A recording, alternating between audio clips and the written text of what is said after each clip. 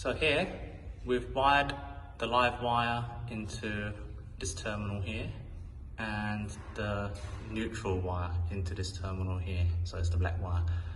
And in terms of the doorbell wires, this is where the DC, direct current, goes out, where the doorbell here is the live and here's the neutral. So what I'll do is turn on the power and test the doorbell.